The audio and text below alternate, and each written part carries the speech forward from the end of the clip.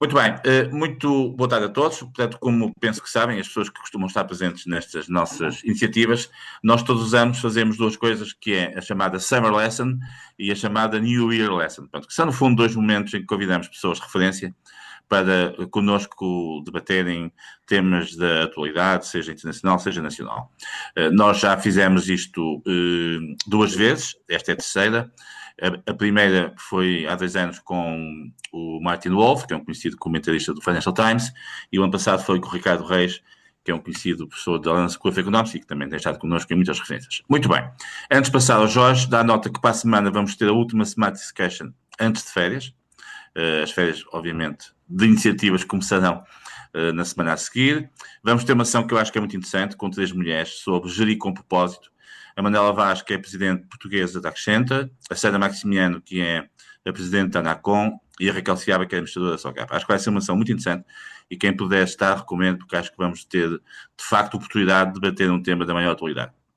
E já agora dá nota também que logo a seguir às férias, em setembro, iremos ter 3 sessões muito especiais, as chamadas Special Sessions.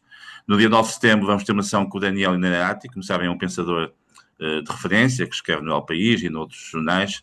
Ele publicou um livro muito conhecido no ano passado sobre uma teoria crítica da inteligência artificial e vai falar sobre o livro e sobre o futuro da IA. Depois, no dia 30 de setembro, o Ricardo Reis voltará a estar connosco para falar sobre a nova economia global. E no dia 14 de outubro, o Martin Wolf voltará a estar connosco para falar sobre um tema que ele ultimamente tem dado muita nota, que é esta ideia de que precisamos de um mundo de propósito e de confiança, que aí acho que é algo que o Jorge também irá falar de hoje. Jorge, muito obrigado pela disponibilidade e a palavra é tua. Muito obrigado pelo convite. Eu presumo, Jaime, que possa fazer uma intervenção de cerca de 20 minutos, certo? Opa, Jorge, o que achas bem? 20, 25 minutos está bem. Tá. Muito bem. E depois podemos fazer a parte das perguntas e respostas. Bom, eu quero agradecer mais uma vez ao Jaime esta oportunidade de conversar e felicitá-lo pela liderança deste grupo. É um grupo incrível, como nos vamos apercebendo pela troca de mensagens no WhatsApp, e julgo que este é um tema onde, de facto, a partilha de conhecimento é essencial. Nós estamos a viver um momento único em termos globais da situação política global, do multilateralismo, da relação entre as nações, da relação entre a sociedade, o Estado, a economia e a ciência, e portanto é um momento transformador e definidor. Eu vou partilhar alguma informação que eu não direi que é pessimista, é realista, e depois, obviamente, também trazer alguns elementos que espero que possam aportar alguma esperança de uma forma também sustentável. Bom, qual é o estado do mundo neste momento? Nós vivemos aquilo que deve ser considerado um contexto de policrises. Policrises porque não é apenas o somatório de crises ou a sucessão de crises, são crises que se vão autoalimentando. E julgo que estamos a viver este tipo de contexto desde praticamente 2016. Portanto, há quase 10 anos que vivemos num contexto de policrises. A crise migratória iniciada na Síria, depois as tensões comerciais, que agora estamos a verificar novamente, mas de 2016, a guerra comercial entre os Estados Unidos e muitas outras partes do mundo, à qual se sucedeu a pandemia, a guerra na Ucrânia, a volatilidade do preço das matérias-primas, mais de 2 anos e meio, a proliferação de conflitos no Médio Oriente e, em cima disto tudo, a crise climática, a crise da biodiversidade, da pobreza, das desigualdades que não desapareceram só porque estávamos mais entretidos com temas de contexto e não de estrutura. Portanto, este é um contexto de policrises, mas também, e isso tem-se notado no último par de anos, um momento de fragmentação da globalização e de divergência. A recuperação depois da pandemia foi uma recuperação em capa, em que os países desenvolvidos já estão muito acima da situação onde estavam do ponto de vista do PIB e do rendimento face ao período anterior à pandemia, mas os países em desenvolvimento, que são os países onde trabalho, estão ainda a tentar recuperar dos impactos da pandemia. E, portanto, é um mundo que se foi marcando por esta fragmentação e por esta divergência. Está marcado por incerteza, e isso é por mais evidente por tudo o que vamos observando na situação política internacional, por impunidade. Há Estados a quem parece tudo ser permitido, apesar das recomendações e deliberações do Conselho de Segurança das Nações Unidas, e um contexto também de double standards e, portanto, de critérios que não são sempre aplicados da mesma forma a todos os países. Eu tenho estado, como sabem, o UNOPS é uma das agências das Nações Unidas, é a quinta maior agência das Nações Unidas, trabalhamos em 130 países, com uma grande concentração em países em conflito. E eu verifico que existe pessoas, mas pela visibilidade das crises face ao mundo global. E, portanto, crises no Sudão, onde existem 13 milhões de deslocados forçados, desapareceram do mapa, praticamente, da discussão internacional, pela simples razão que os refugiados do Sudão ficam nos 7 países da vizinhança. Portanto, há uma crescente percepção que as crises têm uma visibilidade que não está apenas relacionada com o seu impacto local, mas com o impacto que tem nos países mais ricos. O que, portanto, cria uma ideia de double standard e de 2 pesos e 2 medidas. Isso eu tenho ouvido diretamente no terreno, quando vou a Cabo Delgado, em Moçambique, Myanmar, na Birmânia, ao Afeganistão, à Somália, ao Sudão, ao Líbano, à Síria. Aquilo que as pessoas me vão dizendo foi: não se esqueçam de nós, lá porque existem guerras hoje muito visíveis em Gaza e na Ucrânia, nós não deixamos de estar em guerra. E esta percepção de injustiça vai graçando, vai alastrando, e é obviamente uma coisa que muito esta ideia de que há conflitos que se estão a tornar esquecidos. E hoje, quando falamos do Estado do mundo, o tema dos conflitos é um tema inultrapassável. Se há coisa que nos surpreende, é que 80 anos depois da Segunda Guerra Mundial, o tema que marca a ordem do dia, o tema que marca a ordem do dia nos últimos 3 anos é a guerra. Quem diria que em 2025 o tema mais importante fosse novamente a guerra? E isso, obviamente, deve a todos os que acreditam no multilateralismo e no papel do sistema das Nações Unidas na prevenção da paz e na manutenção da paz e na criação de condições para o desenvolvimento, não pode deixar de olhar para este tema. Outra dimensão que... Eu estou a falar de tendências, no fundo, das tendências pesadas que se vão verificando no estado do mundo no atual contexto. Outra tendência, ou outro sintoma, é o da Agenda 2030 estar muito, muito longe de atingir os seus objetivos. Este pino que eu continuo, ou melhor, está aqui ao meu lado. Eu troquei de casaco, que estava a dizer que este pino que eu continuo a usar, mas eu troquei de casaco e tirei o pino. Bom, este pino que eu continuo a usar não é uma agenda ambiental.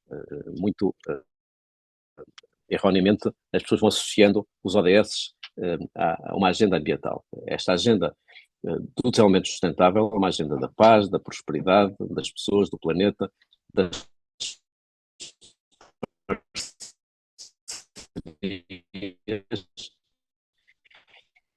e esses indicadores com prazo previsto de vigência ou de cumprimento de 2030. E esta semana estamos precisamente a fazer a avaliação anual do cumprimento dessa agenda. E os dados que foram apresentados ontem pelo secretário-geral apontam precisamente para o facto de estarmos fora de pista.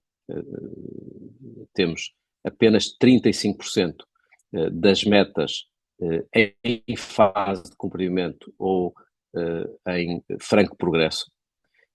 Temos 17% das metas, 18% das metas em fase de retrocesso e o resto assim.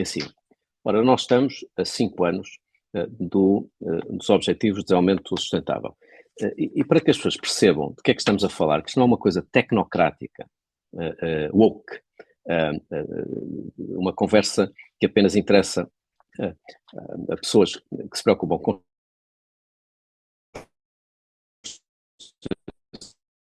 ambientais, a necessidade de proporcionar acesso à saúde a 3,5 milhões de pessoas que não têm hoje acesso à saúde. Acesso à água, há 2 milhões de pessoas que não têm acesso à água potável. 2.400 milhões de pessoas que não têm acesso ao saneamento. 1.000 milhões de pessoas que se deitam todos os dias sem uma refeição decente. 700 milhões de pessoas que não têm acesso à eletricidade.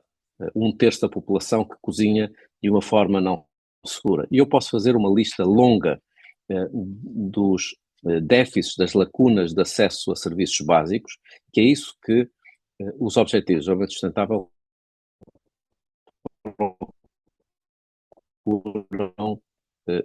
nós não estamos a falhar numa meta tecnocrática, nós estamos a falhar numa resposta essencial aos direitos básicos das populações, seja na área social, seja na área ambiental, seja na área do desenvolvimento, seja na área de igualdade, incluindo a igualdade de género.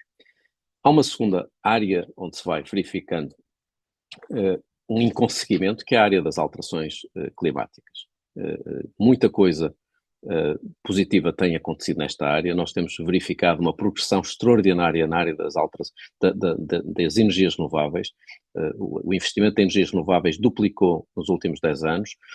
A penetração da mobilidade elétrica aumenta 2 ou 3 vezes ao ano. As energias renováveis tornaram-se a mais barata de todas as formas de energia, mas ainda assim vivemos num mundo muito desigual, porque na mesma altura que se verifica este progresso tecnológico nas energias renováveis e na eficiência energética e na mobilidade elétrica, verificamos que ainda existem pessoas que só conseguem cozinhar, e estamos a falar de 1/3 da população, utilizando resíduos ou madeira. Temos 700 milhões de pessoas, como eu disse, que não têm qualquer tipo de eletricidade, nem fóssil, nem renovável. E, portanto, o tema das alterações climáticas tem que ser aferido numa perspectiva global e não meramente nacional. Ora, os números, infelizmente, não enganam. Neste momento, estamos numa trajetória de aumento da temperatura de 2,6 a 2,9 graus, quando o que estava previsto no Acordo de Paris era um limite de aumento da temperatura a 1,5 graus face ao período pré-industrial. Neste momento, a temperatura já atingiu, em 2024, que foi o ano mais quente de sempre, atingiu 1,55 graus acima do período pré-industrial. Este tema, o tema do 1,5 graus de limite de aumento da temperatura, não é, insisto, um tema tecnocrático, é um limite físico. A diferença entre ter 1,5 graus ou ter 2,6 ou 2,9 graus de aumento da temperatura coloca-nos na situação de termos a corrente do labrador a colapsar, os sistemas climáticos que conhecemos desaparecem e passam a ter fenómenos climáticos extremos mais frequentes, o número de pessoas a viver em situação de stress hídrico ou desertificação a atingir 1,3 mil milhões de pessoas. Portanto, esta questão do 1,5 graus ou 2,6 ou 2,9 não é uma questão menor ou tecnocrática, insisto, é mesmo um limite físico, isto é, não foi um conjunto de pessoas, diplomatas ou políticos que se sentaram há 10 anos e que decidiram este número de uma forma casuística. Isto decorreu das recomendações da comunidade científica. Ora, hoje o que os dados apontam é para, insisto, um aumento da temperatura de 2,6 a 2,9 graus, e apesar dos países se terem comprometido com neutralidade carbónica até 2050, isso pressupunha que em 2030 tivéssemos uma redução das emissões de 42%.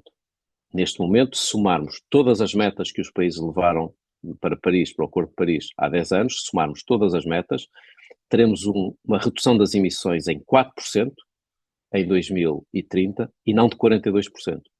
Ora, como eu costumo dizer, aquilo que nós não fizermos até 2030, não vamos conseguir compensar até 2050.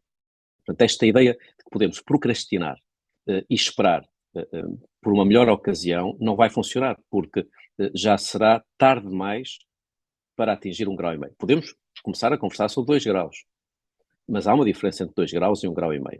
Portanto, julgo que esta dimensão é uma dimensão central quando se fala da situação do mundo, do estado do mundo, não só os objetivos de desenvolvimento sustentável, mas também o tema das alterações climáticas. No que diz respeito às alterações climáticas, a grande questão está relacionada com a velocidade e com a solidariedade. Eu estou muitíssimo otimista no que diz respeito à convergência de esforços. Hoje ninguém põe em causa a base científica das alterações climáticas, a oportunidade económica, geração de emprego, de rendimento, de riqueza a partir da descarbonização, mas a velocidade do cumprimento das metas é incompatível com a urgência. Portanto, há um problema que já não é de caminho, é um problema de velocidade. Portanto, se não carregarmos, se pusermos o pé no acelerador, não vamos cumprir os objetivos que estão previstos, apesar da evolução ser positiva. Outra dimensão que me preocupa é o tema da solidariedade. Eu acabei de chegar de São Tomé e Príncipe. Tenho estado em pequenos estados insulares, no Pacífico, nas Caraíbas, em África. Bom, para esses países, basta um ciclone, um tornado ou um furacão para perderem décadas de desenvolvimento económico. O mesmo se passa em países africanos, mais uma vez, o caso de Moçambique. Em São Tomé e Príncipe, emitem 0,01% das emissões globais. E são dos países mais impactados pela mudança climática, com impactos que já se vão sentindo na produção de cacau e de café. Moçambique tem uma das emissões mais baixas do mundo e é um dos países mais fustigado por inundações e por fenómenos de seca extrema. Portanto, o ponto é este. Será justo pedir a países em desenvolvimento, 50% dos quais estão sobreendividados, que não contribuíram para as alterações climáticas, que não são responsáveis pelas causas das alterações climáticas e que enfrentam todas as suas consequências, países que neste momento têm a população sem água, sem eletricidade, sem saneamento, sem infraestruturas, a viver em situação de pobreza, será justo pedir que façam o esforço de descarbonização sem solidariedade global. E ora, aqui estamos a falhar, porque as necessidades de financiamento desses países são muito, muito superiores àquilo que está a ser proporcionado. E a questão é muito fácil. Aquilo que nós não ajudarmos os países em desenvolvimento na descarbonização, vamos sofrer em termos de consequência, porque é indiferente o norte ser neutro em carbono. Se continuarmos a ter as economias do sul que crescem cada vez mais sem esforços de descarbonização, que não podem fazer sem apoio financeiro, vamos continuar a ter o problema das alterações climáticas. E, portanto, há um terceiro tema, no que diz respeito à Agenda 2030, que gostava de referir, que é o do financiamento ao desenvolvimento. Tema dos Objetivos de Desenvolvimento Sustentável, alterações climáticas e agora o financiamento ao desenvolvimento. Esse terceiro pilar de 2030, da Agenda 2030, que foi aprovada em 2015, apontava para esforços globais, ajuda pública ao desenvolvimento, remessas dos imigrantes, investimento direto estrangeiro, blended finance, impact investment, tudo teria de contribuir para o reforço da resiliência e do desenvolvimento dos países em desenvolvimento. Neste momento, a lacuna de financiamento que esses países enfrentam para cumprir os tais 17 Objetivos de Desenvolvimento Sustentável está na ordem dos 4,3 trilhões de dólares, portanto 4,2 bilhões de dólares. Isso pode parecer um valor muito, muito superior às nossas possibilidades. Mas isso é uma falsa questão. Neste momento, a ajuda pública ao desenvolvimento é de cerca de 200 mil milhões de dólares. O valor que é necessário são 4,2 bilhões de dólares. Portanto, estamos a falar de 20 vezes mais. Mas se olharmos para as disponibilidades no mercado financeiro, no mercado de capitais, nos fundos de pensões, o valor agregado dos ativos financeiros sob gestão também, tudo somado estamos a falar de 500 trilhões de dólares, portanto 500 bilhões de dólares. Bastaria menos de 1% desse valor para todas as necessidades dos países em desenvolvimento serem supridas no que diz respeito aos Objetivos de Desenvolvimento Sustentável. Portanto, quando se olha para o tema do financiamento ao desenvolvimento, é necessário, obviamente, colocar mais pressão na ajuda pública, mas é necessário também ter noção que a ajuda pública não vai conseguir resolver todo este problema. Costumamos abordar estas questões sempre na perspectiva do financiamento e das reformas políticas, mas há uma terceira dimensão que é a da capacidade de concretização, da capacidade de execução. Esta é uma condição sine qua non quando se fala de cumprimento dos Objetivos de Desenvolvimento Sustentável. Regra geral, a conversa anda muito sobre financiamento e sobre reformas políticas que os países têm de fazer. As duas coisas são necessárias, mas há uma terceira dimensão que raramente é abordada e que a experiência que temos na agência que lidero demonstra, é que às vezes há sítios onde o dinheiro está disponível e até há reformas políticas, mas acaba por não haver execução dos projetos por falta de capacidade de execução. E esta é uma dimensão que é absolutamente imperiosa na cooperação internacional. Ora, aqui chegados, quando se fala desta situação do mundo, no fundo, existem 3 ou 4 desafios que são centrais. E eu falei apenas no diagnóstico, agora gostava de rapidamente falar de 3 ou 4 transições e depois de 3 ou 4 motores que são essenciais. Uma coisa, não precisas de fazer a apresentação de slides, mas não? Não. Eu tinha a apresentação, mas acabei por não, Está bem, muito bem. Okay. por não fazer. A primeira grande prioridade tem de ser a agenda da paz. Nós não podemos deixar de assumir que no atual contexto a paz é a maior prioridade. Eu sei que os estou a amassar provavelmente com muitos números, mas eu vou usar mais alguns números para evidenciar este tema da paz. Temos neste momento 25% da população no mundo a viver em guerra. Um quarto da população no mundo a viver em guerra.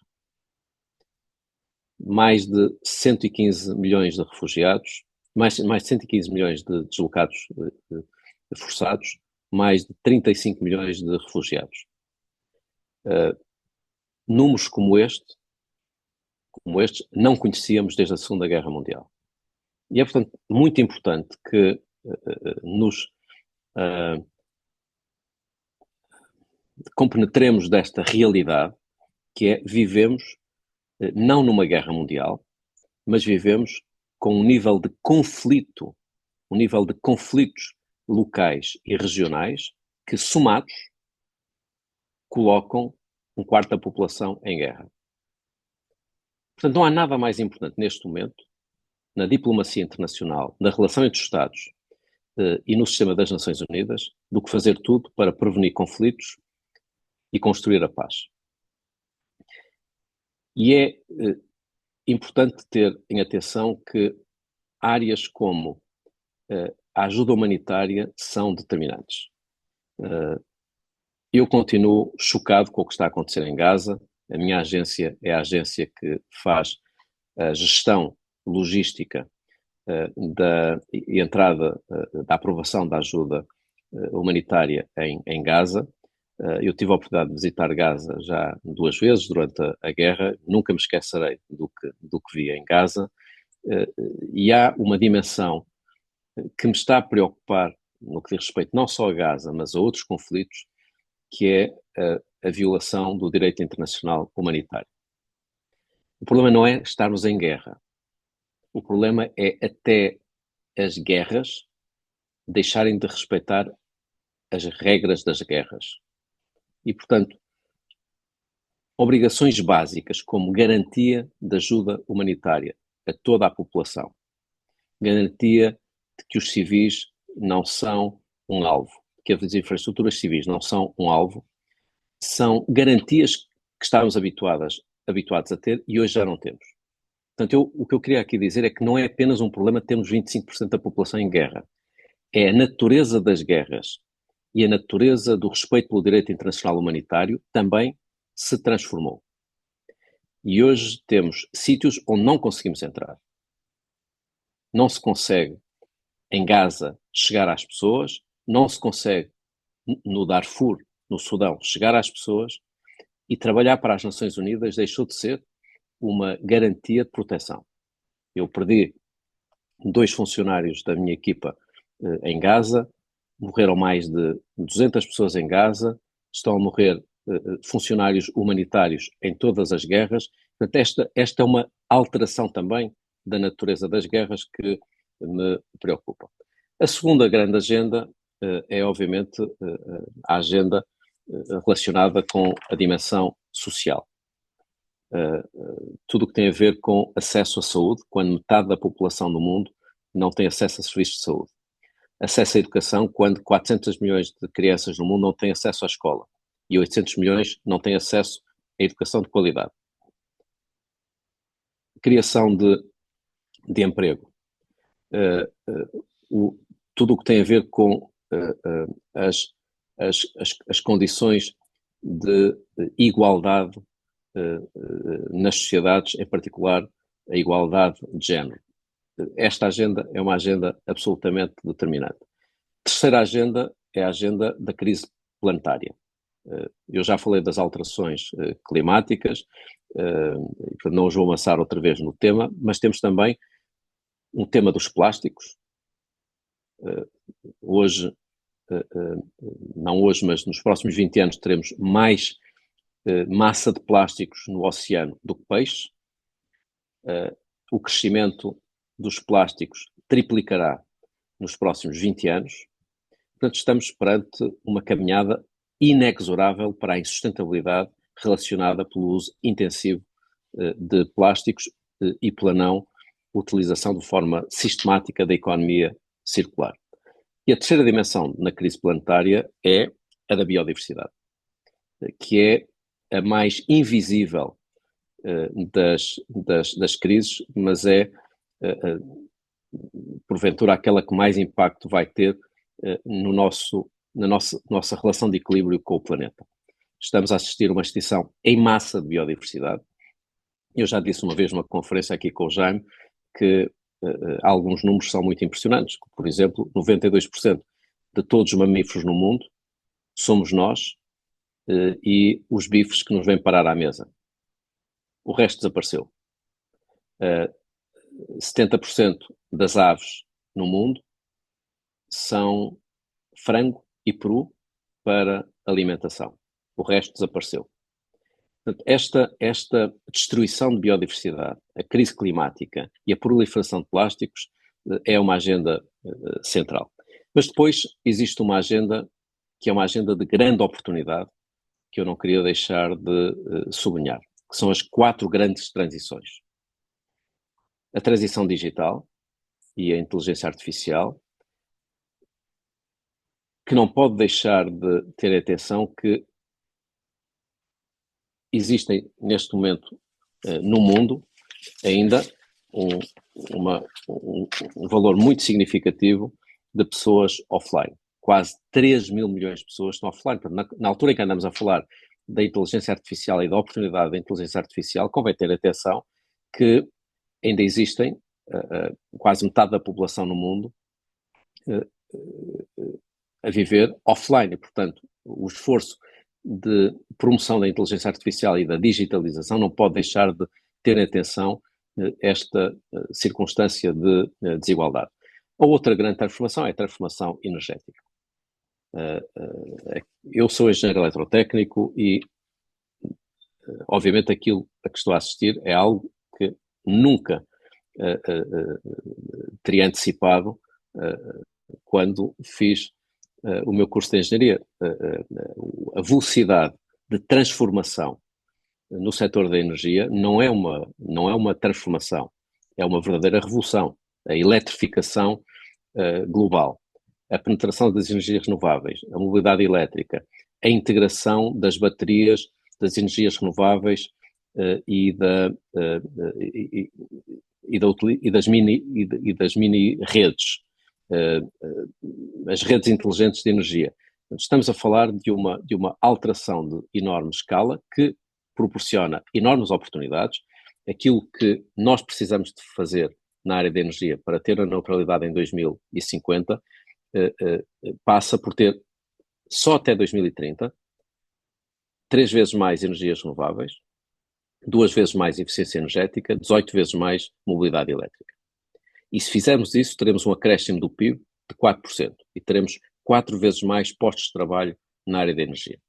E estou a falar apenas de 2030, que significa que esta transformação na área da energia, que é exigente, gera dividendos muito significativos no plano ambiental, mas também no plano social e no plano económico. É uma das oportunidades que, obviamente, não se pode perder. Mas, mais uma vez, e como viram eu em todos os temas, tento casar isto com o tema da igualdade e do desenvolvimento, mais uma vez temos um paradoxo.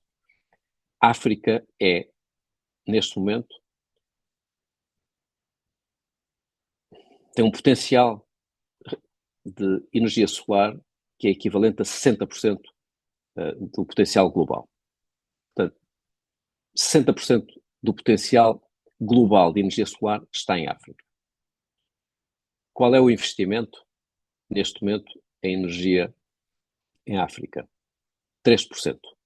Qual é a percentagem de projetos fotovoltaicos em África face ao valor global? 1,5%. Portanto, não basta falar das oportunidades das energias renováveis e da descarbonização, quando depois o continente que mais precisa de se eletrificar, porque tem 700 milhões de pessoas sem eletricidade, e o continente que mais oportunidade tem para se eletrificar e para absorver o seu potencial de renovável, não consegue fazê-lo por falta de investimento e de cooperação. A terceira grande transformação que é necessário abraçar, portanto, depois do digital e da energia, é a economia azul. A economia azul é de tal forma, e eu não sei se o Tiago Pita Cunha está online ou não, mas ele já fez várias palestras convosco. Sim, mas ele hoje não está, não pode estar. O potencial da economia azul é de tal forma grande que equivale, ou equivalerá em 2030, ao PIB da Alemanha. Mas, mais uma vez, temos aqui uma enorme injustiça. O oceano absorve 90%, ou melhor, o oceano oferece-nos 50% do oxigênio. Absorve 90% do calor gerado pelas emissões de gases com efeito de estufa. E, apesar disso, sabem qual é o valor da ajuda pública ao desenvolvimento dos doadores para a economia sustentável do oceano? 1%. Há 3 mil milhões de pessoas no mundo que vivem do oceano. 3 mil milhões de pessoas no mundo que vivem do oceano. E apenas 1% da ajuda pública ao desenvolvimento vai para a proteção do oceano e para o aumento das atividades económicas no oceano. Portanto, mais uma vez, falamos de uma enorme oportunidade, mas também de uma enorme lacuna no financiamento e na promoção dessa atividade, nomeadamente ligada à biotecnologia, às energias renováveis, aos transportes, ao turismo, à pesca, todas as atividades ligadas ao oceano. Isto é particularmente sério no que diz respeito aos pequenos estados insulares. Eu sei que nesta sessão estão pessoas que conhecem profissionalmente e tiveram experiência em vários pequenos estados insulares. Ora, estes pequenos estados insulares, que são 40, nem todos são estados, mas são territórios, 42, emitem 1% de todas as emissões globais com efeito de estufa. 1%. São 40 e tal territórios, emitem 1% das emissões globais. E incorrem em 2/3 de todos os impactos das alterações climáticas. Portanto, emitem 1%, podem dar um grande contributo para a economia azul, são impactados em 2/3 de todos os impactos globais e recebem quanto da ajuda pública ao desenvolvimento? Dos doadores, 4% da ajuda, 2% dos fundos climáticos e 1% das finanças sustentáveis. Portanto, mais uma vez, estamos a falar de grandes oportunidades, mas de uma falta de solidariedade global e de ambição. E a última transição que gostava de referir, e com isso me calo, é a área dos sistemas alimentares.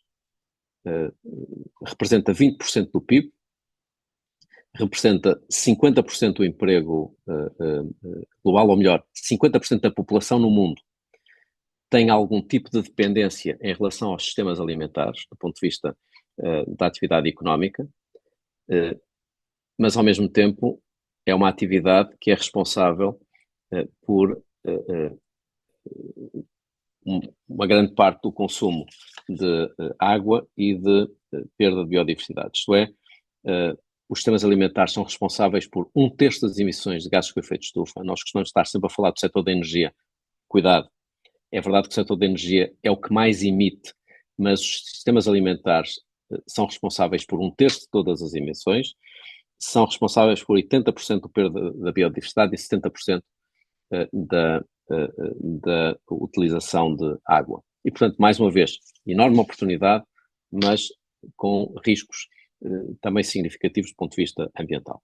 Eu, nesta conversa, o que quis basicamente foi enunciar, partilhar convosco, de uma forma não muito organizada, tendências pesadas ligadas à situação global, enunciar aquilo que me parecem ser 4 ou 5 transições essenciais que depois precisarão, para a sua consagração, de 5 pilares, que é o financiamento, a política, isto é, as reformas políticas, a capacidade de execução, uma nova arquitetura global e depois, porque nada se consegue sem isso, capacidade de liderança. Para rematar, eu procuro sempre fugir um bocadinho à conversa do otimista ou do pessimista, mas eu julgo que nós temos razões para acreditar que o caminho está a ser realizado em muitas áreas de uma forma adequada, mas, como eu fui dizendo, o tema da velocidade e da solidariedade não são compatíveis com as necessidades. Estou particularmente preocupado com, nos atuais sistemas políticos e nos novos escapes para o niilismo, para o individualismo, para o nacionalismo, para o populismo, para o protecionismo, para uma prevalência do aqui e do agora. Isto é, no mundo que está com conflitos globais, com situação de pobreza e de desigualdades, de crise climática, de biodiversidade, que requeriria uma lógica de solidariedade global e de longo prazo, a economia política, neste momento, parece premiar mais o aqui e o agora. Isto é, o que rende parece ser mais uma resposta no quintal, independentemente do que possa estar a acontecer no vizinho que está noutro continente. E a resposta política que parece render mais é aquela que pensa na próxima eleição e não na próxima geração. Ora, aquilo, insisto, que me preocupa aqui é que nós nunca conseguiremos sair daqui do retrato que fiz se não substituirmos o aqui por o aqui e o ali, isto é, a necessidade de dar respostas no nosso país que não possam deixar de incluir a solidariedade com outros países e que não pode deixar de dar uma resposta para a presente geração, mas também para as próximas gerações, sob pena de ser tarde demais. Qual é o problema? Vamos ter que arranjar uma forma de trazer esta conversa para o domínio nacional, porque a conversa do multilateralismo de pouco serve se é em Nova Iorque. A única conversa que serve mesmo a sério o multilateralismo é no plano nacional, que é onde as escolhas estão fazendo, que é quando os eleitores, os consumidores e os contribuintes integrarem nas suas escolhas a dimensão multilateral e não a dimensão meramente nacional. E, portanto, há aqui uma enorme exigência e uma grande responsabilidade dos políticos. Portanto, esta é uma conversa que não é uma conversa muito confortável, mas que eu faço muito frequentemente, que é, estamos a falar de defesa. Neste momento, os países todos estão a assumir compromissos na área da defesa. 2%, 3%, 4%, 5%. Não vou comentar, não posso comentar isso com o logotipo que tem atrás de mim. É um tema dos países. Mas confesso que não deixa de me causar alguma perplexidade que ninguém se preocupe com o facto de, nos últimos 60 anos, continuarmos a não atingir 0,7% do PIB para a ajuda ao desenvolvimento. Neste momento, a média dos doadores dos países da OCDE é 0,33%. Temos apenas 4 países que estão acima dos 0,7%. E Portugal está nos 0,17%, 0,18%. E, portanto, não posso deixar de dizer que me surpreende que tanta convergência exista no acréscimo de financiamento à área da defesa, e não estou a falar de Portugal, estou a falar em termos globais, e tão pouca conversa, e tão pouca convergência, e tão pouco sobressalto exista para subir um pouco a ajuda pública ao desenvolvimento, que continua neste momento nos 0,33% do PIB.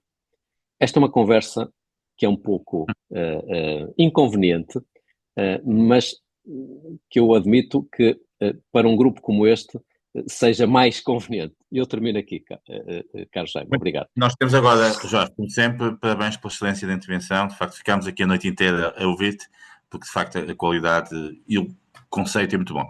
Nós temos 45 minutos, mais ou menos, é o máximo dos máximos para agora a discussão. Temos aqui gente de muita qualidade, pessoas de muitas áreas. O que eu sugeria é que quem quiser de facto fazer uma intervenção que demonstre essa intenção, erguendo a mão e depois fazemos aqui a gestão. Eu vou tentar juntar, se calhar, 4 ou 5 questões e depois passo ao Jorge. Vamos tentar ter aqui 2 momentos de 5, 6 questões para criar aqui alguma dinâmica. Portanto, a Mónica Ferro já levantou a mão, muito bem. Depois temos aqui o professor Manuel Porto e eu depois também irei, obviamente, suscitar as pessoas. Mónica, força. Obrigada, Tem que ser alguma brevidade para podermos dar oportunidade a várias pessoas, está bem? Obrigado. Sim, com certeza, com certeza.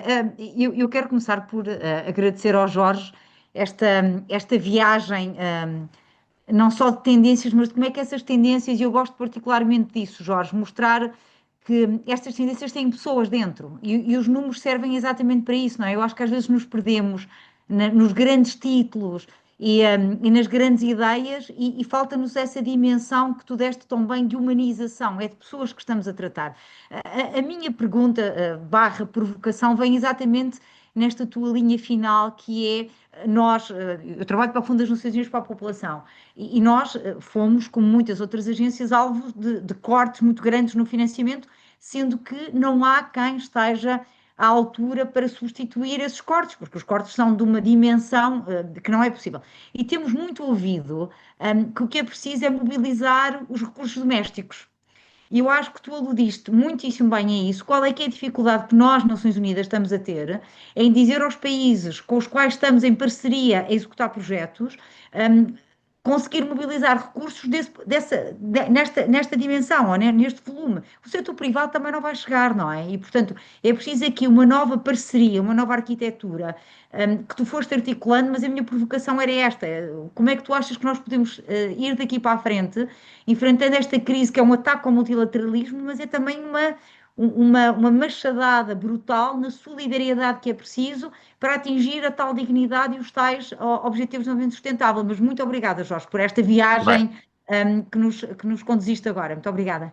muito bem. A partir de Coimbra temos aqui o professor Manuel Porto. Se o professor também agradecer alguma novidade, está bem? Para darmos para outras Seria pessoas. Faz breve, favor. portanto, mas exprimir inveja, portanto, em relação ao. Disse foi a São Não Tomé, estamos a ver, só estamos a ouvir, mas tudo bem, pode voltar. não está a ser visto, mas está a ser ouvido, não é? Exato. Deixa cá ver. Vamos lá ver agora. Mas está a ser ouvido, não está? Não, portanto, felicitar por estar em São Tomé, é o país mais bonito do mundo, talvez ver afirmado uma vez, realmente é espantoso. Mas a minha comentário é breve, como é natural que seja. Mencionou, agradecer-lhe a exposição interessantíssima, mesmo no fim voltou a referir a pequena ajuda ao desenvolvimento, mas aí pode compreender-se, porque a pessoa pensa que estou a ajudar, falta que os recursos cá, sem ter a noção de que realmente, quando os outros ganham, nós também ganhamos, com menos imigração não desejável e com aumentos de procuras cá e tal, tal. Mas a minha grande preocupação é esse meu comentário, enfim, positivo ou negativo nesse sentido, é o homem hoje em dia. Há essa questão do global, da energética, etc. Agora, é, no fundo, a atitude de políticos nos nossos dias e de pessoas, cidadãos, eleitores que apoiam políticos. E estou a referir, obviamente, ao caso dos Estados Unidos. Há 50 anos estava em Oxford a fazer uma tese sobre tariff taxation, estrutura e políticas tarifárias.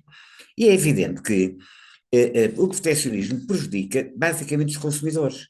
E a pergunta que eu ponho e queria aqui expressar é a seguinte: como é possível nos Estados Unidos, quando há proteccionismo, podem-se vender umas centenas de milhares de cada setor protegido, metal mecânico, automóvel, seja o que for, mas em cada caso estão a ser prejudicados 300 e tal milhões de consumidores, no caso de produtos agrícolas, e imensos transformadores de bens intermediários e matérias-primas. Ora bem, como é que é possível no país dos Estados Unidos, tem boas universidades, tem tudo isso, a população não seja sensível a que o proteccionismo está a ser prejudicada? Quer dizer, como é possível? Para não falar do modo como o Trump, enfim, fez tudo isso. Mas realmente, não era importante que os jornais americanos, na primeira página, disseram com esta tarifa, aliás, não é tarifa, é imposto alfandegário, enfim, outra coisa, fala-se manhã, à noite e tal, e que não é uma tarifa, é um imposto alfandegário. Enfim, eu quando escrevo sobre isso, é imposto alfandegário, é uma coisa literal. Agora, era importante, e o meu amigo que tem essa influência mundial, que na América, apesar das primeiras páginas, que cada matéria foi imposto alfandegário, que estão a ser pesados todos os anos, e que passem a deixar de apoiar o indivíduo que não lê a literatura, enfim, grande parte da leitura que eu fiz para o meu tese, eram americanos, grandes economistas. O Sr. Trump deve conhecer bons economistas, pode chamá-los lá à casa, portanto, ele pode ter toda a facilidade. Eu já pensei em mandar a minha tese para lá em inglês, não é? Mas já me disseram, opa, não vale a pena, o gajo não a lê, sou capaz de mandar. Peço desculpa desta intervenção tão longa, Tudo afinal. bem, professor, muito bem. Pronto, eu gosto que era capaz de convidar aqui a Inês Rocha, que trabalhou no BED e agora está no Banco Mundial e, portanto, anda muito no terreno. Inês, quer fazer uma pequena questão ao Jorge, um breve comentário? Sim, olá, obrigado. Inês está em Viena, Eu correto? estou em Viena. E desde já, obrigado ao Jorge pela intervenção. E eu vi-o assim de fugida em Sevilha, onde muitos destes tópicos foram abordados. E a mim o que me chocou um bocado é que, primeiro, há cortes em termos de ajudas oficiais, não é? ODA, etc. Isso é muito claro. Os Estados Unidos não estavam presentes em Sevilha, como se viu.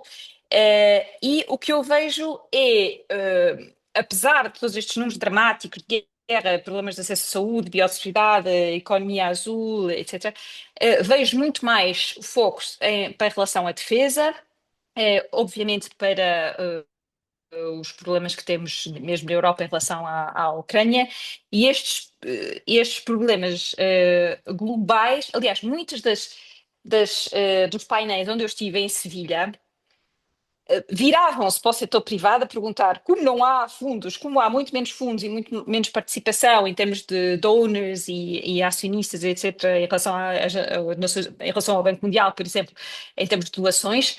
Será que o setor privado pode fazer mais para responder a estes problemas de biodiversidade, de clima, de acesso à educação, saúde? Portanto, a mensagem com que eu fiquei dos eventos em Sevilha é que não há uma grande solução, que os orçamentos vão continuar a ser canalizados muito mais, também, dada a situação em que temos com a Ucrânia, portanto, olha-se muito mais para o setor privado, mas o setor privado, claro, só poderá participar se for uma solução com alguma sustentabilidade comercial, que não é sempre fácil, principalmente em problemas relacionados com a biodiversidade. É diferente, eu acho, em relação à transição energética. Eu acho que a transição energética, e, por exemplo, o Banco Mundial faz muitos projetos em relação a isso, podem ser sustentáveis a nível comercial. Portanto, a minha pergunta para o Jorge, só para ser breve, é como é que vê o futuro? Porque eu vejo a coisa... Muito bem. E dá nota de que tudo isto se faz muito com comunicação, e o Jorge foi um bom exemplo disso. Nós temos aqui a Mónica, que a partir de Bruxelas, certo, Mónica? Também lida muito com estas questões da comunicação em termos globais. Não sei se quer colocar alguma questão, algum comentário breve. Queria, mais do que a questão da comunicação, estando em Bruxelas e sendo que ontem o Presidente da Comissão apresentou o novo orçamento e vendo a direção, lá está, a todas estas crises, que é também mais o recentramento em si, busca também novas parcerias a nível global, a nível ambiental, de sustentabilidade, e neste momento estamos a assistir completamente ao backtracking de todas estas políticas e toda esta liderança. Portanto, mais também uma nota de preocupação, porque não temos a liderança também a nível europeu quem é que vai tomar, se alguém, e qual é a direção como nos vamos encontrar para os próximos 5 anos.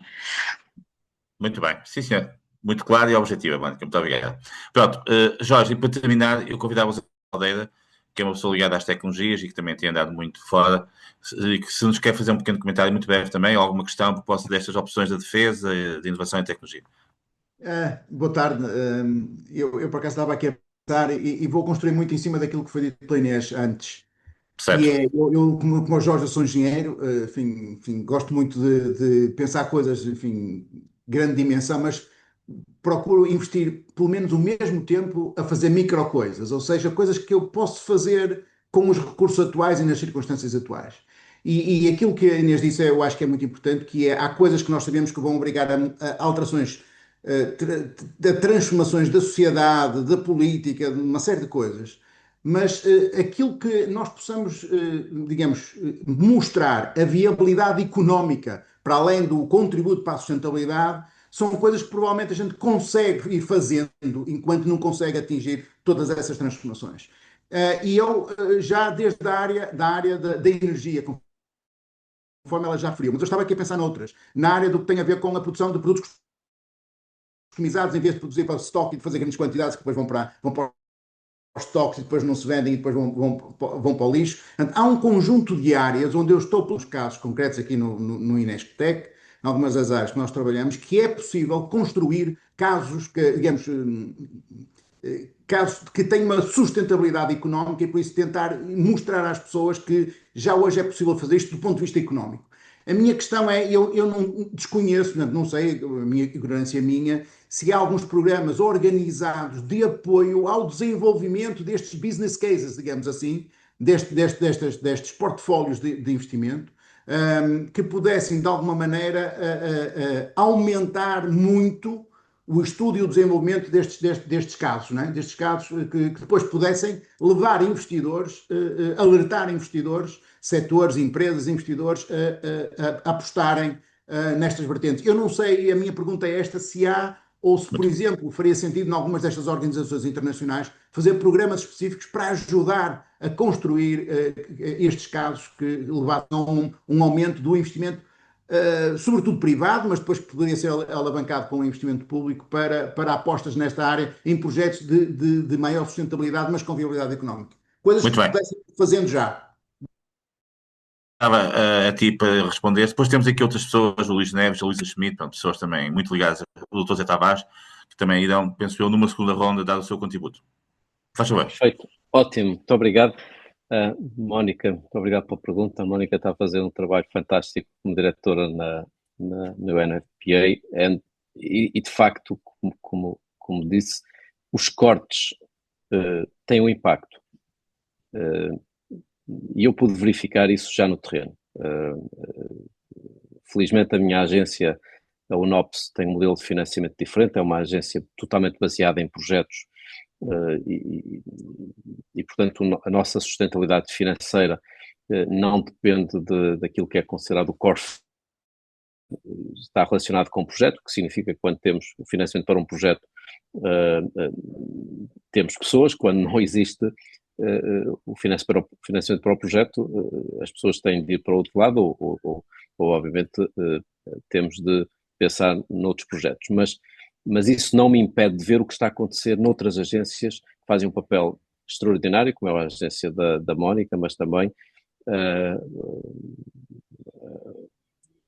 UNHCR, o WFP, etc., que fazem um trabalho absolutamente essencial no apoio a refugiados, no apoio às pessoas que precisam de alimentos, e eu pude ver já nos campos de refugiados o impacto que isso está a ter. Os cortes nessas agências está a ter um impacto direto, não é nos funcionários dessas agências, é nas pessoas que são servidas por essas agências.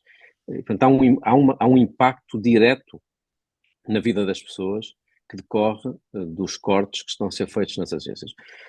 Ora, o que me está a preocupar neste tema, e isto cruza-se também com a questão que a Inês levantou, é que desta vez é diferente. Eu trabalhei na OCDE, dirigindo o Comitê de Ajuda ao Desenvolvimento, antes de ir para as Nações Unidas, e acompanhando o progresso da ajuda pública ao desenvolvimento durante muitos anos. E é verdade que a ajuda pública ao desenvolvimento teve momentos em que também caiu. Houve 2 momentos em que caiu de uma forma significativa. Em 1992, porque houve uma recessão, e depois em 2005, 2007, com outra recessão. Foram os 2 momentos nos últimos 66 anos em que a ajuda pública ao desenvolvimento caiu.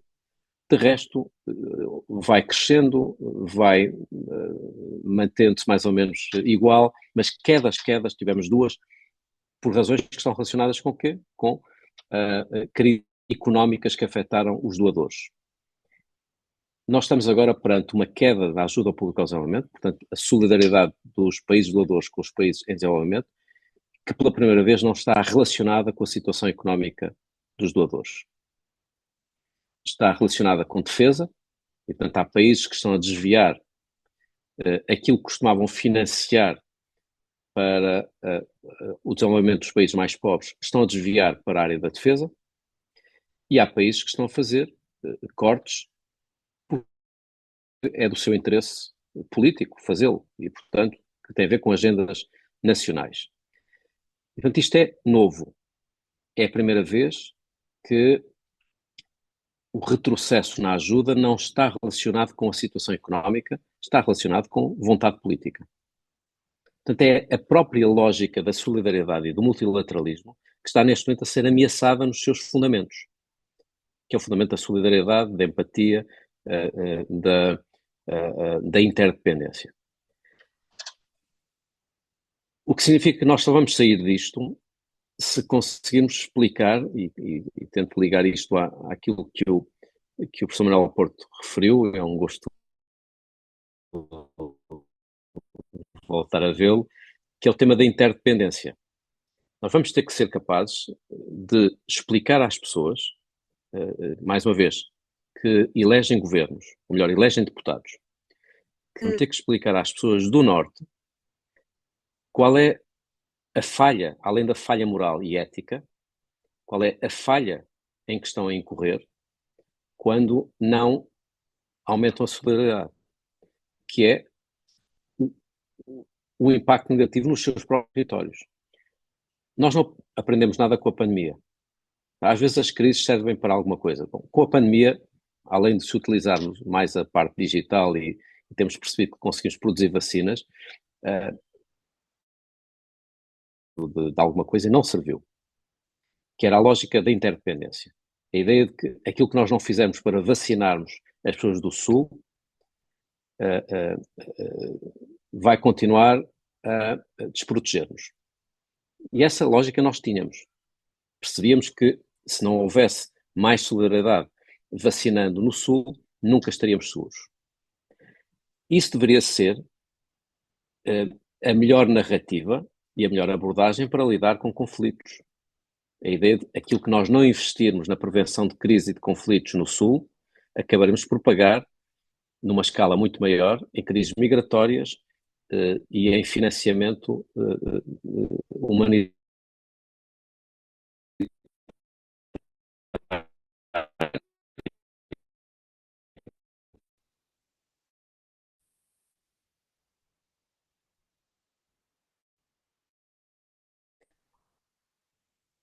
No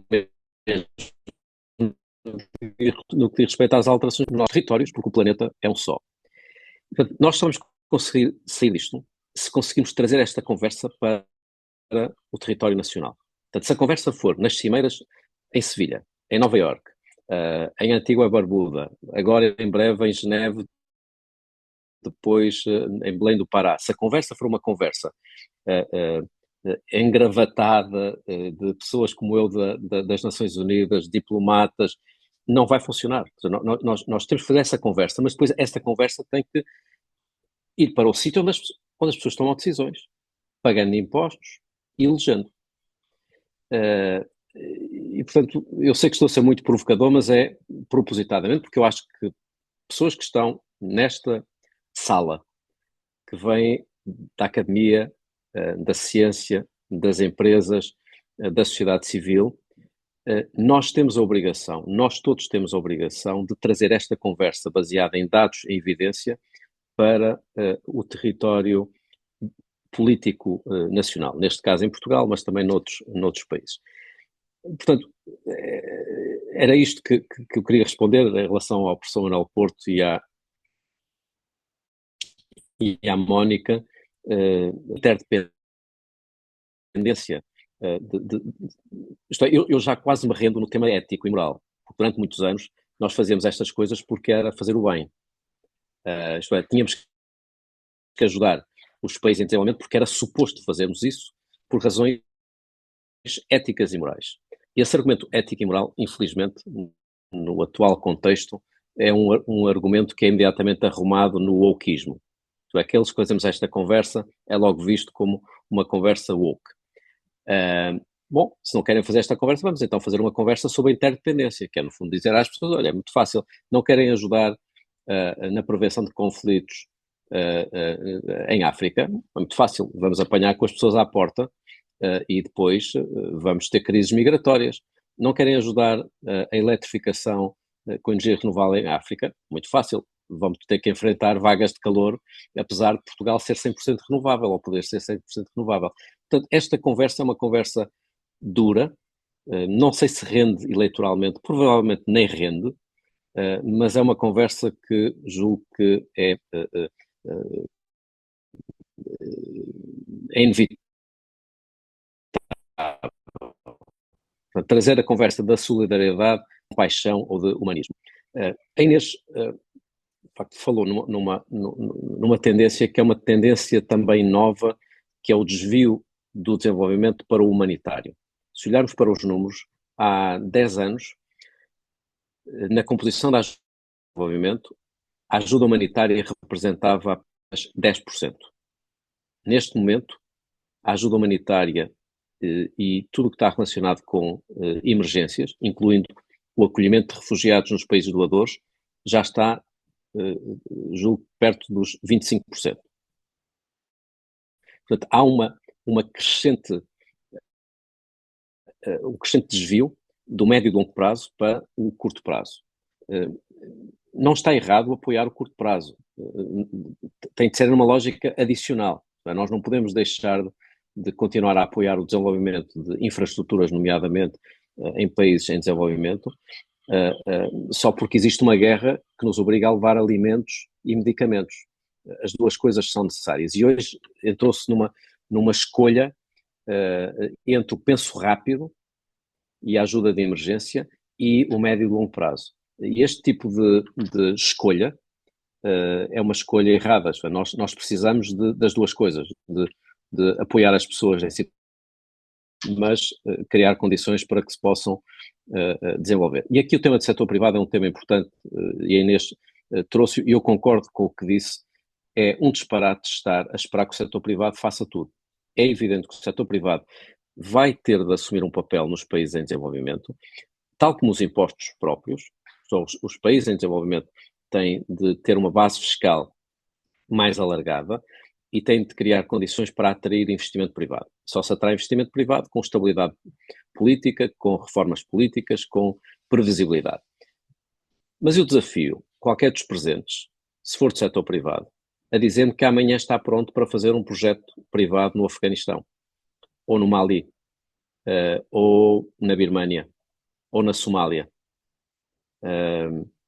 Isto é, há alguém no setor privado que esteja em condições para fazer investimento em água, saneamento, escolas, hospitais, em países em conflito? Não. E, portanto, há aqui falhas de mercado, que é precisamente para isso que servem as Nações Unidas e serve a solidariedade global. A minha agência, a UNOPS, faz escolas, hospitais, estradas, redes de energia, infraestruturas, precisamente em áreas onde o setor privado não está disponível para ir. E só mesmo a parceria dos doadores com o país em desenvolvimento permite que isto se faça. Caso contrário, o setor privado vai... Nós não podemos pedir ao setor privado que seja filantrópico. O setor privado também faz filantropia. Mas o setor privado, obviamente, investe com uma lógica diferente dos Estados. E é aqui que é importante a combinação do público e do privado. O público, com a ajuda pública, tem de cada vez mais trabalhar no desenho de projetos, na capacitação, nas reformas institucionais, no fundo, na criação do ambiente de contexto, para depois o investimento privado poder surgir. Mas não é o privado que vai fazer formação ou capacitação. Dando um exemplo prático, ninguém vai investir na área das energias renováveis num país se não existir um sistema regulatório estável nesse país. Ninguém vai investir em energias renováveis nesse país se não existirem engenheiros e técnicos preparados para fazer projetos. A quem é que compete a formação e a capacitação? É ao setor público.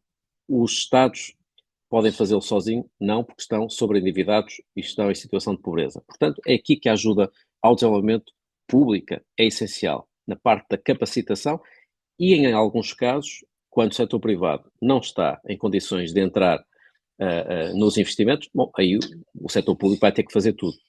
Vai ter que assumir, como acontece com o trabalho que nós fazemos, essa responsabilidade. E depois há uma outra dimensão que é o financiamento misto, blended finance, que quem trabalha na banca sabe, é no fundo o público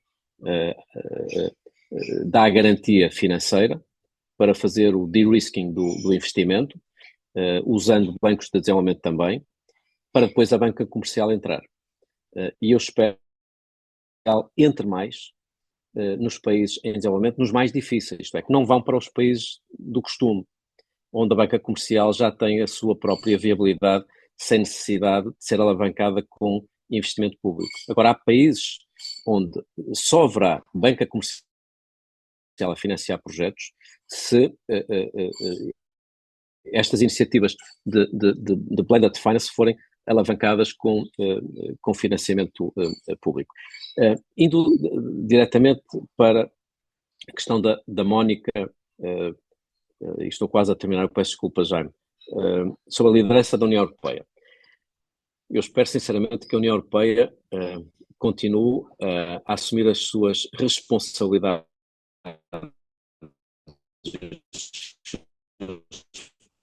caminhos. A Luísa lembra-se disso, por muito tempo. Nós vivemos um momento definidor em 2002, quando o presidente Bush abandonou o protocolo de Kyoto. Eu era, na altura, relator permanente do Parlamento Europeu para as alterações climáticas. E lembro bem o que é que fizemos na altura. Mais do que utilizar isso como uma desculpa para adiar, avançamos. Avançamos, incluindo com a criação do Sistema Europeu de Comércio de Emissões.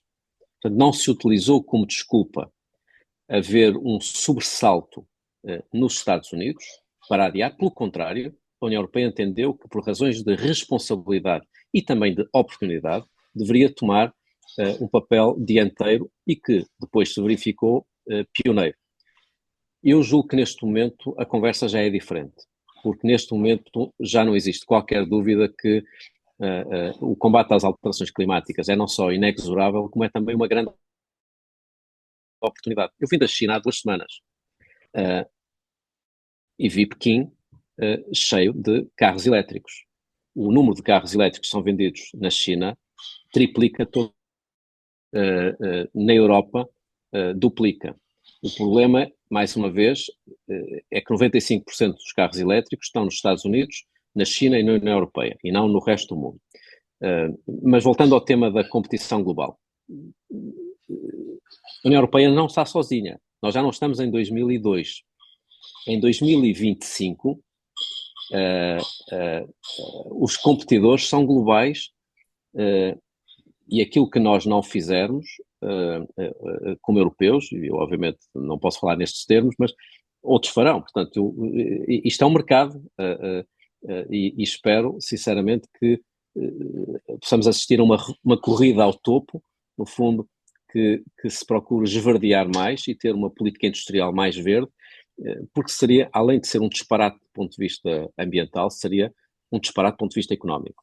Qualquer hesitação nesta fase, numa altura em que nós sabemos que as energias renováveis são mais baratas de todas as formas de energia, numa altura em que sabemos que as tecnologias estão disponíveis, numa altura em que sabemos que as pessoas estão interessadas nisso, que o setor empresarial está aberto a essa transformação, porque é que haveremos de hesitar? Este é um momento precisamente para acelerar, não um momento para hesitar ou para abrandar. E eu julgo que este sentimento é um sentimento prevalecente no que diz respeito à União Europeia, isto é, eu não tenho dúvidas que a União Europeia vai continuar a assumir este papel. A minha questão é saber se também está disponível, e espero que esteja, para o apoio aos países do Sul nessa transformação que vai além do contexto europeu. Finalmente, o José Carlos Caldeira referiu a questão essencial dos projetos. E o tema dos projetos, e não estamos a falar sequer de protótipos, estamos a falar de projetos. É uma questão essencial, porque as pessoas não vivem de metas ou de cifrões. As pessoas vivem de projetos, isto é, alguém que esteja num país em desenvolvimento, aquilo que precisa é de uma escola, de um hospital, de uma estrada. E, portanto, o tema dos projetos é um tema muito importante. Acaba por se negligenciar. A Mónica sabe disso, porque trabalhamos os dois nas Nações Unidas. O tema dos projetos acabou por perder alguma tração, porque nestas agendas políticas em que se fala de grandes temas e de grandes envelopes financeiros, o jargão acabou por deixar de dar visibilidade suficiente ao tema dos projetos. Eu, como só estou agora nos projetos, já não estou na policy, na politics, na policy ou no financing, eu só estou em projetos, portanto, só faço projetos, a minha agência só faz projetos, eu consigo ver, e fico até emocionado todos os dias quando estou no terreno com as equipas, são 6.000 pessoas que estão no terreno em 130 países, consigo ver o impacto de uma escola, o impacto da aquisição de um medicamento, o impacto de uma estrada. E aquilo que o José Carlos referiu é precisamente aquilo que compete aos doadores, que é a ajuda também na assistência técnica e no desenho de projetos. Aquilo que eu estava a dizer que existem apoios para a assistência técnica, para o desenho de projetos, existem e devem ser utilizados, porque é precisamente isso que pode depois tornar os projetos bancáveis. Eu conheço vários países que têm o financiamento alta mesmo, é a capacidade para desenhar o projeto e executar o projeto. E é aí que o apoio dos doadores é tão importante. Eu peço desculpa, Jaime, porque Sim, senhor. falei muito, mas Muito ainda bem. temos 15 Pronto, minutos, julgo eu. já estamos a chegar, digamos que ao tempo limite, mas ainda temos tempo para 2 ou 3 comentários. Portanto, eu começava pela Luísa Schmidt, portanto, começando pela senhora José Tavares, que, como sabem, foi Presidente do Tribunal de Contas e agora está em Londres, no Roberto, também que já fez um comentário. Um grande gosto. E se houver ainda tempo, depois podemos ter uma terceira questão. Luísa, por favor. Muito obrigado e muito obrigado, Jorge. Eu é sempre, sócios são heróicos, a Mónica Ferro e o Jorge Moreira da Silva, é sempre ótimo ouvi-los, num certo deserto mediático que nós vivemos atualmente. Agora, eu estava a ouvir o Jorge e estava-me a lembrar, uma coisa que ele com certeza se lembra, foi o relatório Stern, não é? O Nicholas Stern, em 2007, 2008, 2007 ou 2008, nas vésperas da COP 2009, veio justamente falar de todas estas matérias que o Jorge agora aqui trouxe, não é? A dívida climática, a nossa interdependência, a necessidade da ajuda ao desenvolvimento e da transferência de tecnologia a pedido na altura do governo de inglês, não é? Para, vem-nos dizer isto, e até tinha feito a percentagem do PIB, o Jorge falou em 0,7, ele até falava em 0,5, se não me engano, na altura, que se cada país do Norte contribuísse com 0,5 do PIB para o Sul global, devido à dívida climática que nós temos, não é? Também para utilizar uma expressão do Papa Francisco, tudo isto teria entrado noutro caminho, mas não entrou. Como nós sabemos, foi também um momento completamente perdido, não é? E a minha questão hoje, não é? Sem querer não sou missionário do pessimismo, continuo a lutar imenso sempre que posso, dentro dos meus limites, mas olhando hoje para a liderança, não é? As atuais figuras na liderança ocidental são quase todas grotescas, diria eu, para usar uma palavra simpática. Depois, por outro lado, a questão do investimento na guerra. Porque estamos a investir na guerra, quer dizer, estamos a investir. Quando o Jorge disse, e eu concordo absolutamente consigo, que o que temos que fazer é construir a paz, nós estamos a investir na guerra. E depois também estamos a questão do fim da ajuda ao desenvolvimento que os Estados Unidos neste momento trouxe e que, como sabemos, era um grande doador e que neste momento este corte é absolutamente fatal.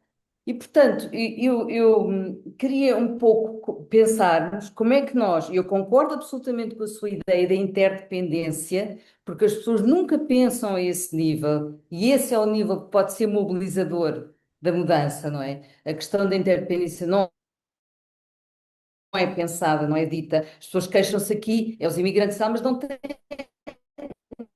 veem aquilo que há anos os cientistas, alguns políticos vêm dizendo, não é?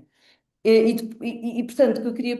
E aqui, volto a insistir no que já falou, que é o papel da União Europeia, não é? Porque o papel da União Europeia é absolutamente central. Se nós virmos, portanto, houve esse momento de Nicholas Stern e depois houve o momento do Pacto Ecológico Europeu em 2019, em que havia até, não era só tudo aquilo que trazia, portanto, toda a dinâmica que ia ser trazida para os países europeus, mas era também a dimensão dos países terceiros e como é que nós íamos envolver os países terceiros, os países do Sul global, nesta nossa mudança. E aqui a União Europeia perdeu, eu acredito, quero acreditar, aliás, é mais, quero acreditar que o Jorge tenha razão e que consiga realmente a União Europeia reencontrar o seu caminho.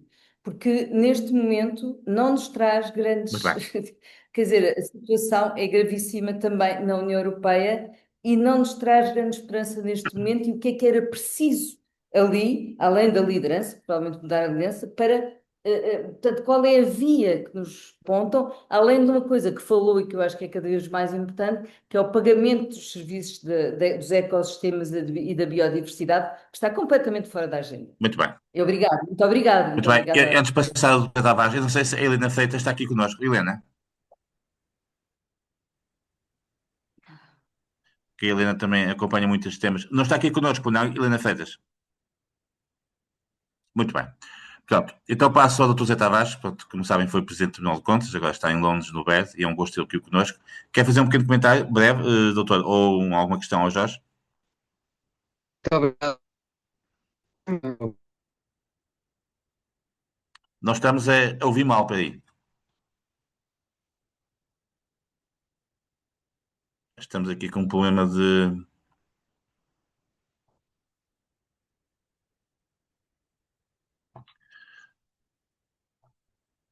Muito bem.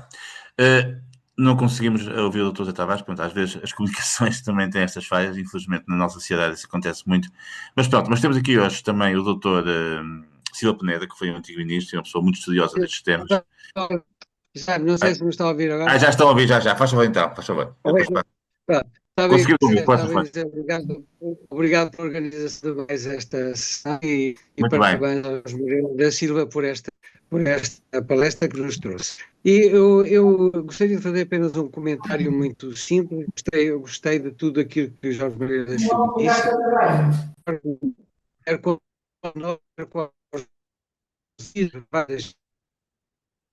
nós estamos a ouvir ao mesmo tempo. Estão a ouvir bem? Estão a ouvir bem? Já. Com algumas falhas. Estão a ouvir bem? Agora estamos a ouvir melhor, faz favor. Estão a ouvir melhor. Pronto, eu estava a dizer que a intervenção do Jorge Moreira da Silva também retirei um aspecto. Pois. Nós estamos aqui com um problema de comunicação do Dr. Tavares. Pronto, eu peço desculpa, Dr. Tavares, eu vou passar a palavra ao Dr. Silva Peneda, que também... Muito obrigado, boa tarde e um grande abraço ao Jorge Moreira da Silva. Gostei muito de ouvir Jorge Moreira da Silva, sua visão sistémica, muito clara, que mostra e explica estas coisas todas de uma forma muito simples, quando são problemas complexos. Eu gostei muito, e é o ponto que eu gostaria de ser provocatório consigo, quando se diz que os grandes problemas têm que ser resolvidos muito a nível político, a nível local, a nível nacional, e não grandes instituições internacionais que realmente têm pouca capacidade de dar resposta, precisamente porque são influenciados pelos governos nacionais. E o problema é colocar na agenda estes pontos. Foi o que o senhor disse. Como é que se coloca isto na agenda? Eu julgo que só pode ser colocado na agenda se os governos forem dirigidos por gente com visão sistémica e visão de médio prazo, e souber explicar, como você explica bem, aos eleitores, que é este o caminho. Isto é o contrário da visão atualmente que existente da maior parte dos líderes europeus. Explicam coisas muito imediatistas, muito repentinas, e, portanto, falta aquilo que chama a liderança. É uma visão de longo prazo, uma visão de Estado. Que pena que eu tenho de ser o seu primeiro-ministro de Portugal, Jorge Moreira da Silva. Tenho muita pena. Muito obrigado. Muito bem, sim, senhor. O Dr. Tavares desapareceu, eu penso que ele estava aqui com um pequeno problema de comunicação, mas nós também estamos a caminhar para o fim. Pronto, eu peço ao Jorge para fazer uma nota final, está bem? De síntese do que se passou aqui hoje. Pronto, presumo também que já estamos mesmo em cima da hora e teremos depois oportunidades noutro contexto um dia para voltar a falar sobre isto. Força, Jorge. E mais uma vez, muito obrigado. Muito bem, muito obrigado. Eu fico disponível para responder a alguma questão do Dr. José Tavares. Nós conhecemos bem dos meus tempos no governo e dos tempos dele no Tribunal de Contas e, portanto, apesar das condições hoje não terem permitido, eu estou totalmente disponível para conversarmos por mensagem ou por telefone. Bom, Luís, o tema da esperança e como é que é possível ter esperança neste contexto? Há coisas que me dão esperança, nomeadamente a mobilização que se vai sentir da gente mais nova em alguns destes temas, não em todos os temas. Também não vale a pena ficarmos com a ideia que todos os temas da sustentabilidade têm a adesão dos mais jovens, mas de facto o tema das alterações climáticas é um tema onde claramente as novas gerações não têm paciência para qualquer tipo de complacência ou de cinismo. E eu acho que os políticos vão aprender isto. porque os jovens eleitores vão fazer, obviamente, eleitores e consumidores vão fazendo escolhas cada vez mais a pensar no futuro e não apenas no presente. E isso vai ter um impacto. Isso, aliás, já se vai notando. Por exemplo, o Pacto do Futuro, que foi a coisa mais importante que se fez no contexto das Nações Unidas desde os Objetivos de Desenvolvimento Sustentável, foi uma agenda mobilizada em que o secretário-geral, António Guterres, decidiu meter os jovens no cockpit. Foi a primeira vez em que no sistema multilateral a nova geração foi metida no cockpit, isto é, não no banco de trás. E, portanto, houve um compromisso dos Estados de responder a um conjunto de desafios e de metas na reabilitação do direito ao futuro. Portanto, isso dá-me, obviamente, esperança. O mesmo no que diz respeito ao setor, e aqui vão ficar surpreendidos, ao setor financeiro. O setor financeiro foi o setor que mais arrastou os pés. Eu sei que estão aqui pessoas da banca, mas foi o setor que mais arrastou os pés no que diz respeito à descarbonização e à sustentabilidade. Vários setores foram avançando com medidas na área da indústria, muito determinadas por legislação europeia, o comércio de emissões, os tetos nacionais de emissões, tudo isso contribuiu para o esverdeamento da cadeia de valor. Mas o setor financeiro, durante muitos anos, não foi emprestando dinheiro, atendendo à natureza da sustentabilidade ambiental dos projetos, mas à sustentabilidade económica e financeira dos projetos. Isso mudou. E mudou com a taxonomia europeia, mudou com as finanças sustentáveis, mudou com a forma como o mercado de capitais está cada vez mais a reconhecer a permeabilidade do setor financeiro a projetos sustentáveis e a permeabilidade a projetos insustentáveis. Portanto, o setor financeiro pode ter aqui um papel extraordinário, livrando-se de ativos tóxicos e deixando de financiar ativos tóxicos. Portanto, eu acho que, de um lado, o setor financeiro, livrando-se de ativos tóxicos e não financiando ativos tóxicos. Ativos tóxicos são coisas que são insustentáveis, nomeadamente, que emitem demasiados gases com efeito de estufa, incluindo os combustíveis fósseis. E, do outro lado, os jovens, não só eleitores, mas consumidores, e todos nós temos noção que os jovens têm cada vez mais uma preocupação social. Aquilo que consomem tem cada vez mais uma lógica de sustentabilidade. Eu acho que isso vai criar uma pressão sobre o sistema económico e sobre o sistema político. Eu espero que a Luísa não considere isto um pouco utópico, mas eu tenho que encontrar também fatores de esperança para nos irmos mobilizando. Depois tenho, obviamente, tenho, obviamente, também muita esperança no papel dos cientistas. É extraordinário, é notável o papel que os cientistas têm tido. Se não fossem os cientistas, nós não teríamos tido uma política climática. A política climática é a primeira política global que radica totalmente de uma base científica. Tivéssemos nós o mesmo noutras áreas. São os cientistas que nos dizem 1,5 graus. São os cientistas que nos dizem neutralidade carbónica até 2050. São os cientistas que nos dizem 42% até 2030. E depois nós, políticos, nós, gestores, nós, cidadãos, temos de encontrar uma forma. Mas já ninguém entra numa dialética com os cientistas. Dizer, não acredito. Isso não é verdade. Portanto, essa conversa acabou. E isso dá-me imensa esperança que a mesma lógica racional, de racionalidade e de evidência, possa agora chegar a outras áreas, nomeadamente a biodiversidade. Nós na saúde vimos isso. A pandemia foi um momento de primado da ciência, das ciências médicas. Portanto, nós fomos vendo em alguns temas de grande dilema social e societal como a prevalência da racionalidade, da ciência e dos factos foram determinantes. Portanto, eu acho que o reforço da ciência e dos cientistas, não é só da ciência, é dos cientistas e da educação, é um fator de esperança. Isto é a melhor vacina, é a única vacina, aliás, para nos livrarmos dos populismos. É só mesmo, numa altura em que as pessoas desconfiam de tanta coisa e quase já não confiam em nada, a voz da ciência é uma voz de confiança. Aliás, raramente questionada, mesmo no campo dos populistas. Portanto, eu acho que o papel dos jovens, o papel dos cientistas, eu acho que é cada vez mais importante, mas é necessário protegê-los. E hoje temos muitos cientistas em sistemas autoritários e muitas organizações da sociedade civil que vivem sob uma enorme ameaça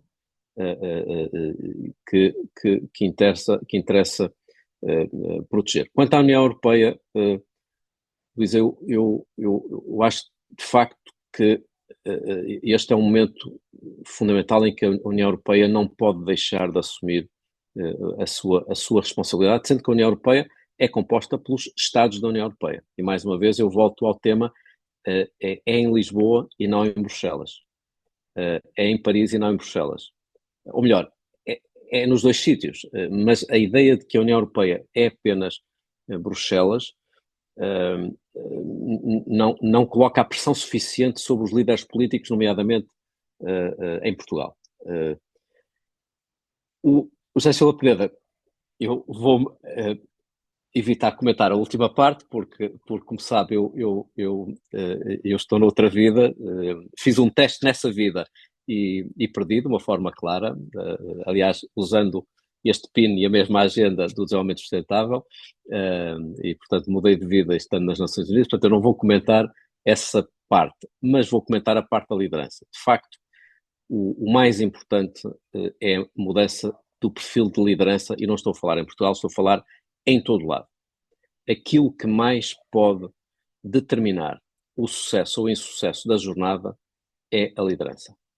Porque a tecnologia evoluiu, a ciência tem avançado, a sociedade está cada vez mais aberta a decisões ambiciosas.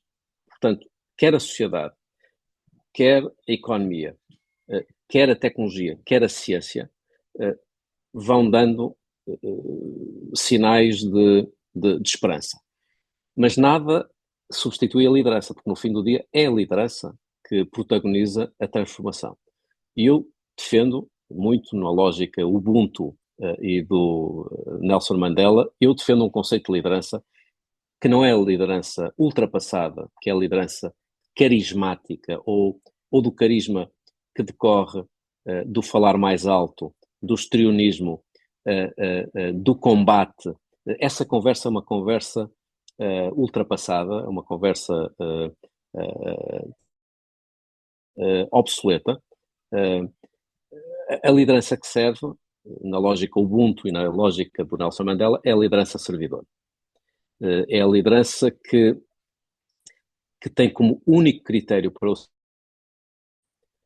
o impacto que promove na vida dos outros. E, portanto, não é o sucesso eleitoral, não é a progressão na carreira, não é o carinho da comunicação social, é o impacto. E, portanto, a única liderança que é capaz de nos oferecer um resultado para a conversa que tivemos hoje é a liderança servidora. Portanto, é a liderança que tem como único critério o serviço aos outros, independentemente do que possa daí decorrer, e o impacto que as suas ações têm na vida das pessoas e do planeta. Portanto, eu acho que nós precisamos de líderes servidores em todo lado, nos governos, nas Nações Unidas, nas ONGs, nas empresas, na academia, e eu acho que este espaço, mais uma vez, já é um espaço fantástico de partilha de conhecimento e de liderança servidora. Podem utilizar-me sempre que quiserem, é um prazer cá estar, e estou, obviamente, também disponível para podermos conversar. Muito obrigado e muitos parabéns ao Jorge, um verdadeiro líder servidor. Portanto, já temos uma nova expressão que é muito importante, e por esta lição foi de facto fantástico, e continuamos, obviamente, todos neste contato. Continuação de boa semana para todos. Para que eles Obrigado. Muito obrigado. Obrigado, muito boa Muito tarde. obrigada. Obrigado. Obrigado, parabéns. Boa noite, Parabéns. obrigada. Obrigado. E Obrigado. vamos espera, não é? Sim, senhor. Já te vamos saindo então. Muito obrigado, está bem? E Deus. continuação do Obrigado. bom dia para todos. Obrigado. Com licença.